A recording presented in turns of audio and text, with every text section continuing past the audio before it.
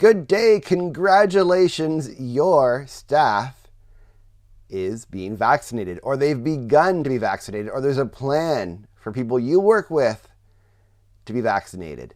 Hi there, my name is Matthew Ewell from Leading with Nice, where we want to help you inspire others, build loyalty, and get results. Now, today I want to talk to you about the idea that, hey, your staff will soon be vaccinated.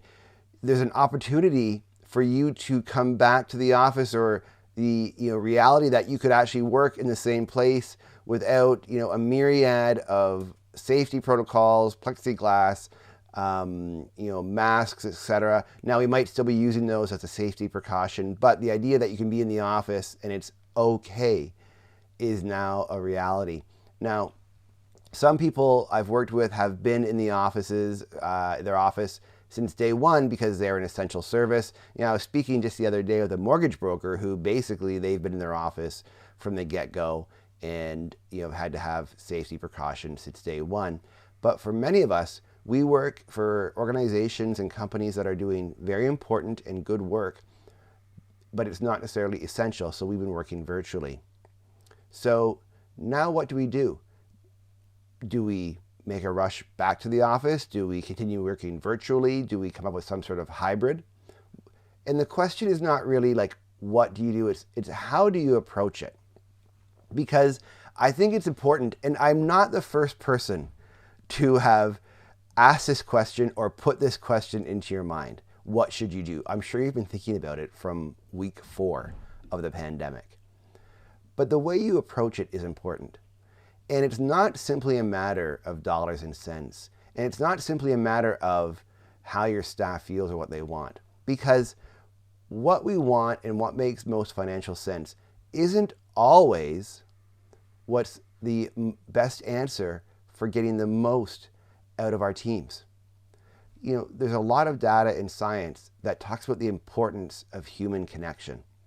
And while some teams have done a great job of doing this remotely, a lot of research has come back to say that yes, teams are doing well, but there's still a desire for that human connection. Now, some people I know, friends of mine, who love not being around other people, still enjoy it. And so they get their human connection via meetings, via phone calls, Skype, Zoom, Slack, all the different channels for communicating, but others need more. So I work with a great vendor, and before the pandemic, before anybody heard of COVID, they had already set up a situation where their organization works Monday to Friday, but twice a week they actually have a shared office space where they come in and do in-person meetings.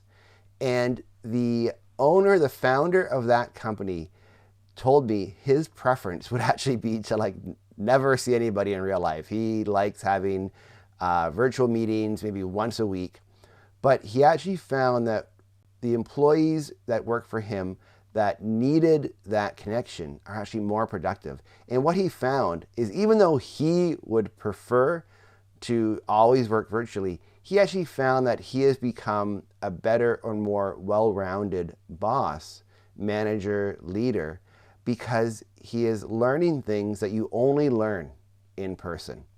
Body language, posture, tone that just comes through in real life has made him better. And he believes that although it costs more, and although there is more logistics involved, that he would now never trade anything less than 2 days a week.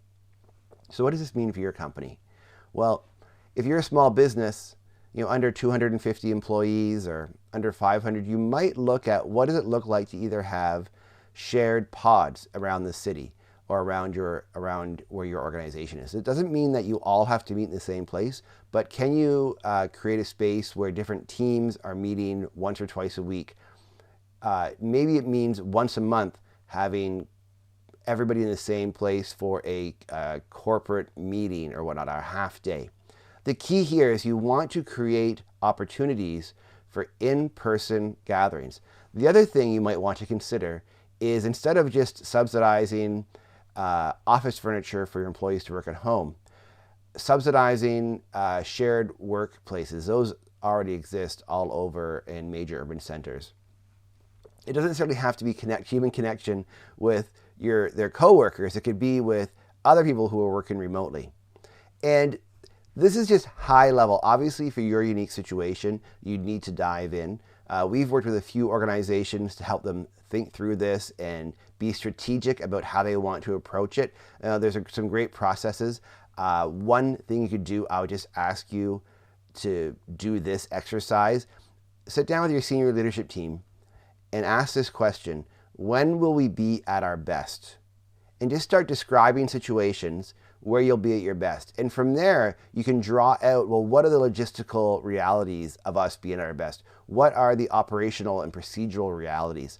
And it'll help you, by describing the end state, it will help you really come to solutions on what you need to get from here to there. And that's really what you're after in that exercise. But that's a simple tip that you can do. You don't need anybody else to help you with that. A facilitator can be good sometimes. They ask great questions, but on your own to that one exercise, you can do that easily with just your team. For more on this topic, visit leadingwithnice.com, and I look forward to speaking to you again.